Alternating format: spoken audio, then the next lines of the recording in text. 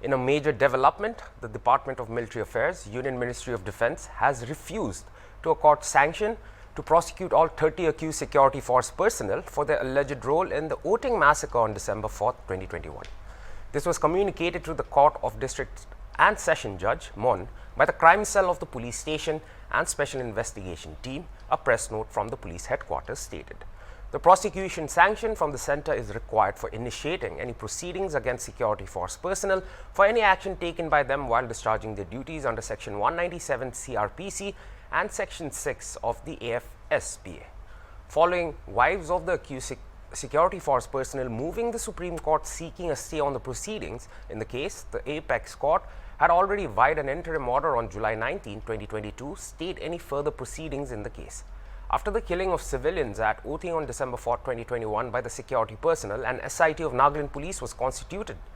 Here is a clip of the then DGP John Longkumar addressing the media after the SIT had completed his investigation on March 24, 2022.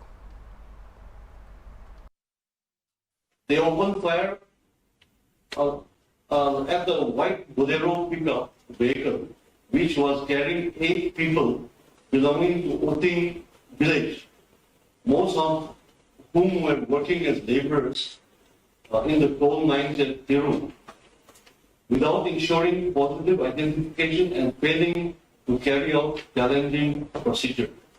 This is as per the investigation. This order will be a big blow to the victims of the fallen, but today in our special news bulletin, in this newsroom, we are going to be with our associate editor Anguli, and we'll be speaking more as to what could be the after effects of this particular order, and also what the victims of the fallen, what they can expect from the government, and also we'll talk a little bit of this draconian law, the AFSPA, and also whether it could ever be removed wherever it is being enforced, like in Nagaland. So first of all, sir, I mean, after the formation of the SIT by the Nagaland police and also the court of inquiry by the army itself, they did their studies, they submitted their findings to the court, but this order literally states that there should be no sanctions for prosecution. So even after finding all the hard truth and all the facts, how come these findings of the SIT or the court of inquiry is not even admissible in court, sir? Yeah, Akivi, we have already talked about this earlier when the shooting happened in Mon district that year in 2022. When the government of Nagaland instated an SIT, it was only to pacify the emotions of the people of Mon district at the time. And we have also talked about how this is only an eyewash. Specifically, when you are talking about an event that triggered a lot of emotions in the community, when they are angry, they are talking of protests and burning down DC's office, or going to protest in front of the chief minister's house. When you have sentiments that are running high, the only thing in your hand to do to pacify the people is to show them that you are taking some kind of an action to address their grievances, and that was specifically what the government of Nagaland did. And this is not a new thing. The government of Nagaland knew that in regard to actions of excesses that are committed by the Indian military, they can't do much because the Indian military's actions are all protected by the Armed Forces Special Powers Act, AKV. That is something we have to remember, and the government of Nagaland has no say in it. But like I said, the whole idea of instating special investigation team was just to pacify the situation at the time, because as you know that the people were starting to come out on the streets of Mon district. They were attacking the Assam Rifles and the military posts in Mon district during that time. So even the government of Nagaland knew that they could do nothing. And then that was the first step. And the second was the Indian military court opening a court of inquiry there. So both of them, the findings suggest that both of them, they agreed with each other in most of the points that the Indian military that committed the crime in Oting during that time did it willfully, deliberately, and there was actually a failure of command during that incident. But then, as you said, even though the findings of the SID said otherwise, contrary to what the military or the government or any other sections of the community might be saying in regard to the incident, they had to instate some kind of confidence in the people, saying, hey, we are here, we have not forgotten you, we are doing our best, and we're taking steps. And the SID was one of the impacts. Otherwise, yes, like you said, although the findings findings were expected, it was just an eyewash. The government of Nagaland couldn't do anything, and the government and the Nagaland police can't do anything in this regard, because those actions are protected by the act itself. All right, so I mean, like, if you look at India, after it got independence, like, you know, we adopted a motto. So the national motto of India is Satyamev Jayate, which also means truth alone triumphs. All right, so all SITs are formed by the union government, the court, and the state government. Well, the SIT, basically, whatever the findings are, it is supposed to be treated as immaculate. So in this case, Right. do you think that truth has triumphed, especially for us Nagas? No, there is no concept of truth in there, and I'm not making a generalist statement when it comes to truth and democracy. When we talk of the context, how these words are applied to in India, I think truth is something that we throw in and out all the time, that we no longer feel its sting. When we say truth, we just say it as a political statement to affirm your own personal views, your party's views, your government's objectives. It has nothing to do with truth. Recently, we had reports from Assam that more than 100 Christians were reconverted to Hinduism, and they call that democracy. And then we have churches being burned. We recently had 2 pastors from Shillong who were allegedly harassed in Bihar. And then again, we have stories on Easter Sunday that we have the Prime Minister of India attending a church, which is a good thing, wonderful. Let's attend churches, let's attend mosques and go to the temples together. Let's share in our values and common nation building goals together. Let's worship together. Let's do this stuff, but let's not engage in hypocrisy. You have talked about truth, and on the other hand, we have a lot of people who are being oppressed by the Indian military, and they go to the court, but the court does not give them the justice it requires, because a system has already been put in place that protects those perpetrators of violence and death and grief. So, like you said, yeah, we talk a lot about truth, we talk a lot about democracy, we talk a lot about justice, but like you said, it has no meaning. It is just something that we use just to reaffirm our selfish interests, Sakive. All right, so I mean, like, if you look at it in another way, I mean, in the report it was written that the wives of the 30 accused security personnel had approached the Supreme Court seeking a stay in further proceedings. By that time, the Supreme Court had already given an interim order, and I think that's on July 19, 2022. That's after 2-3 months after the SIT had submitted its finding, and Right. the Supreme Court had stayed further proceedings in this matter. All right, sir, now, this is my question. If the prayers of the security personnel were heard by the Supreme Court, who is going to hear the prayers of the victims' families, the wives of the families, the family of the victims that died on that unfortunate day? Who is going to listen to their prayer, and where will the victims' family that are alive after even having to go through such a horrendous incident, where are they supposed to approach now? Will they turn their heads to the court, because the court has given its order saying there should be no more proceedings? So where do they look out to, and who do they pray to? Yeah, it's a sad situation. I think it must be tearing at the hearts of the family members who are mourning their death in Oting right now.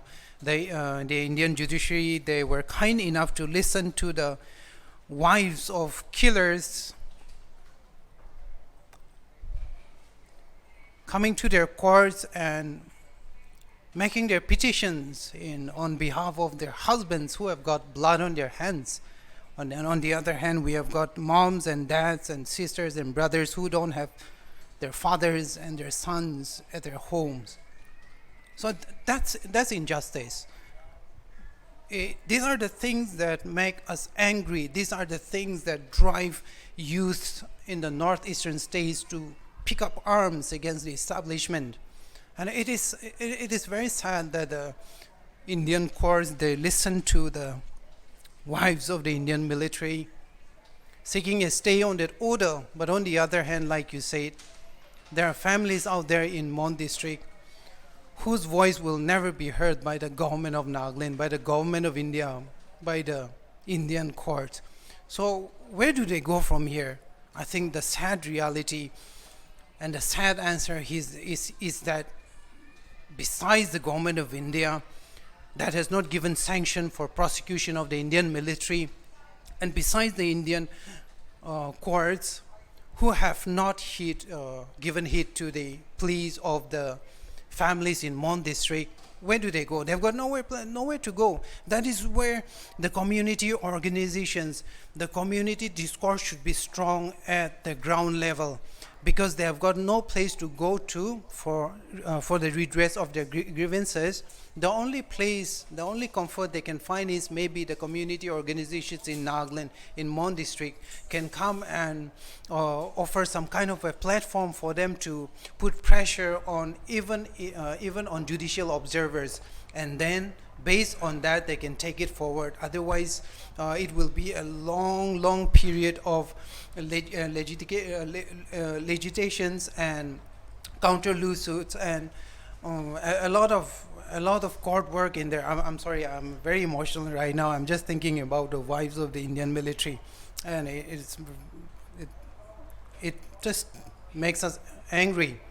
So anyway, the only place that the families of Mon district who have been affected by the murder that was committed way back in December 2022, the only place they have to go is to the community leaderships right now, because as we have seen, the court has not listened to them, but the court has listened to the Indian military. So I think right now there is no comfort for them, but a very long period of fight ahead for all of them, Akivek.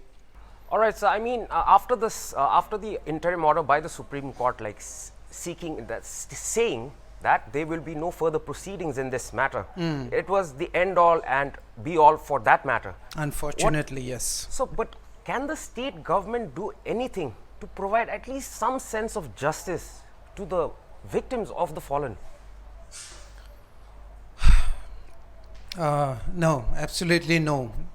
The only thing you can do to make those families feel that they are not alone and they can give some kind of a comfort to those families to just give out, they can just give out compensations and, maybe a job here and there. But if you are talking about justice for those who committed those crimes against those people who died in December 2022, then I don't think it can do much. The government can pressurize the central government in some way, but like I said, the central government's Armed Forces Special Powers Act is in place.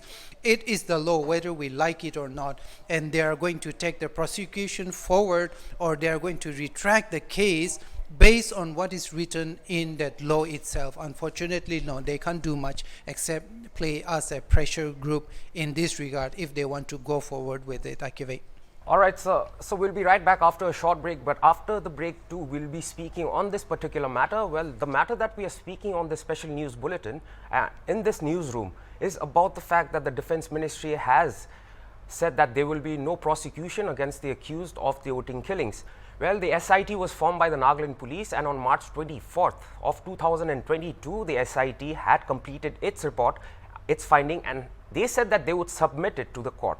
In the SIT report, the SIT had found that 30 security personnel were accused in the killing. But was this order of the court very unfair to the victims of the wives, and also whether this law is actually suitable in this century? I mean, we are in the 21st century and we still have laws like this. Well, Well, on this special bulletin that we have for today, and in the newsroom, we've got with us our associate editor, and the topic for today's newsroom is the fact that the Defense Ministry has said that there will be no prosecution to all the accused security personnel that were involved in the Oting massacre that happened in 2021. Well, the court has said that the Supreme Court had also given an interim order on July 19th of 2022 saying that there should be a stay in further proceedings in this matter. Well, the plight of the army or the Indian military was heard, but what about the victims? So on this topic, we are having this special newsroom. All right, so continuing a discussion on the Armed Forces Special Power Act, sir. I mean, like, in your personal opinion, sir, do you think that the courts are rendered helpless because of this particular act called AFSPA, or the Armed Forces Special Power Act, and that this was evident that no matter what SIT finds in its reports, or no matter what truth they uncover, will not be heard because of the Armed Forces Special Power Act? Do you think that the courts were rendered helpless because of this law? Yeah, definitely, Akivi. To be fair to the Supreme Court of India, it cannot do much, because whether we like it or not, whether a particular law is good or bad, in that sense, for the people, it doesn't matter, because as long as the law is enforced, the duty of the Supreme Court is to make sure that the law that has been put down will have to be implemented in letter and spirit, and it follows it. In fact, it was the Supreme Court of India itself way back in 2008, and even the Justice Jivan Commission, that recommended that the Armed Forces Special Powers Act should be removed totally. And this is not the first time. There have been various human rights organizations, international organizations, and even the commissions of the Supreme Court of India have consistently condemned the Armed Forces Special Powers Act because of its inherent evil. So it is all written down there. So the court cannot do much in this regard, because as long as the law is there, it has to implement it in letter and spirit. It has to follow the spirit of its guidelines that has been put to stone. So the Supreme Court cannot do anything in this regard. So I think it is fair on the part of the Supreme Court of India to abide by the Constitution, and that is by extension the law, even as evil as the AFSPA here. So it is bound to follow that. So there is not much that it can do, because if there was any kind of an element in the law itself that said that military people who commit excesses of any matter during their operations or in the undertaking of their duties, they can be prosecuted in the court of law, then definitely even the Nagaland police investigation would have given some kind of a meat to the Supreme Court to be able to prosecute the military people who were involved in the ambush in Bon district, Akeve. That is something we have to remember here. But because there is nothing in the AFSPA that says that the military personnel can be prosecuted in any form and any way, then no, there's no chance. I mean, that is the sad reality of the AFSPA, Kivek. All right, so I mean, like, if you look at India today, I mean, we have progressed by leaps and bounds. I mean, like, we call ourselves a leading global power at this particular point of time. We are dealing with a lot of countries, and we are also proving ourselves to be worthy enough to be called a global superpower. But in a transforming India, sir, I mean, do you think that such laws are bringing back the old India into the new India? Yeah, unfortunately, what is going on at the ground level in India is something that people in the, say, West, or people in Europe, they don't know what is going on here at the ground level. So that is one of the biggest tools of how do you put it, misinformation that people in power can use to manipulate the image of India at a global forum in such a way that it makes the country look good. It gives us a very positive image. But if people, like I said, from the West, let's say, or from Europe, they come in and look at a situation that is India in all these ways, politically, socially, culturally, and even in many areas of our religious freedoms, if they came in and saw and experienced what is going on here, then I think it would be fair for us to say that they have all the opportunities to view India the way India is, and not the way India is being projected at the UN or at G20. So it would have been a very different image for us in the eyes of people outside India.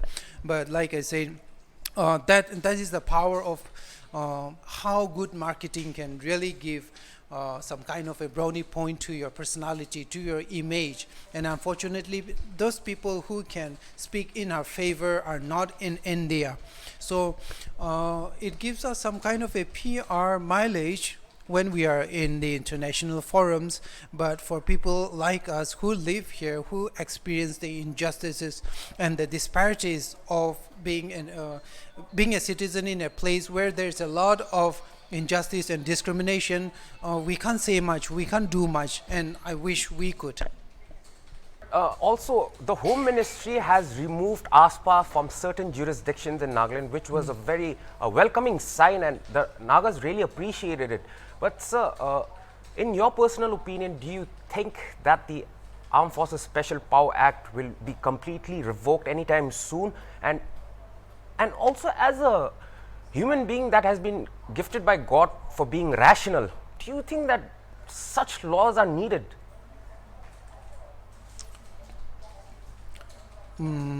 If we were rational, we wouldn't be legislating laws like the Armed Forces Special Powers Act. We can't be that rational. I think rationality is something that we use all the time, that we forget that the thing that really messes up us is not that we are intelligent, but because we're intelligent but we lack common sense. So I think, like I said before, the Supreme Court's commissions, various international human rights forums have condemned the AFSPA, and this has been going on for decades.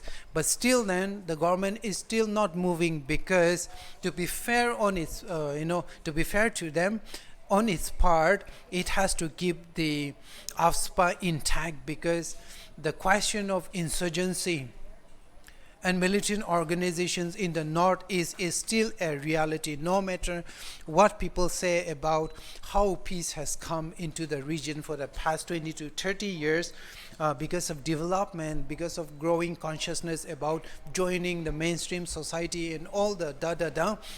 No matter what they tell you, the reality of insurgency is still in the Northeast. So besides the Armed Forces Special Powers Act, the government of India does not have any specific strong tool to control this movement.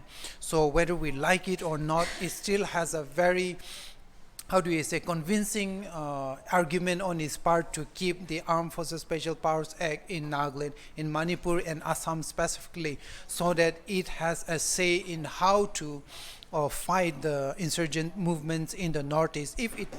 If tomorrow, let's say, the government of India takes away the law, it repeals the law, then it will be on the part of the state governments and their police machineries to engage in the work which only the Indian military can achieve.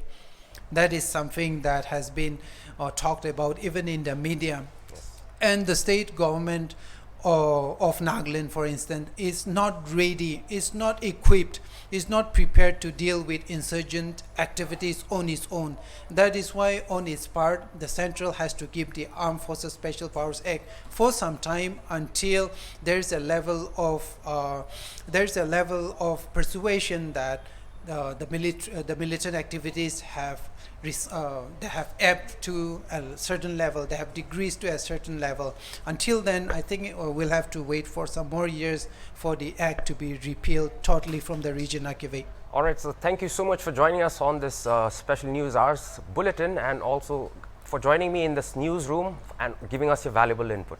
Thank you, Akive. All right, so that was Associate Editor Al Nguli, who just spoke to the viewers too about what this draconian law AFSPA is all about, and he also mentioned that the courts in India have their hands tied whenever it comes to anything regarding AFSPA, as the Armed Forces Special Powers Act gives a certain kind of impunity to security personnel while they are discharging their duties. Well, when asked about if AFSPA would ever be removed anytime soon, we also heard Al say that because of the insurgent movements that is pretty rampant up to today in the northeastern states like Assam, Manipur and Nagaland, the center has no choice but to keep using AFSPA for this argument, and also to try and give out a message to the public that we need AFSPA because we need to control our national integrity.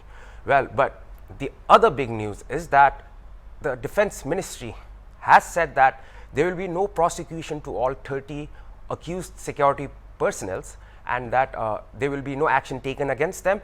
And also the big question is, will the victims of the families of the fallen that died in the Oting massacre, will they ever get to sleep in peace? Will they ever get justice? So that's the big question. Well, that was all for this hour's bulletin. For more news and updates, stay tuned to HornbillTV. Goodbye.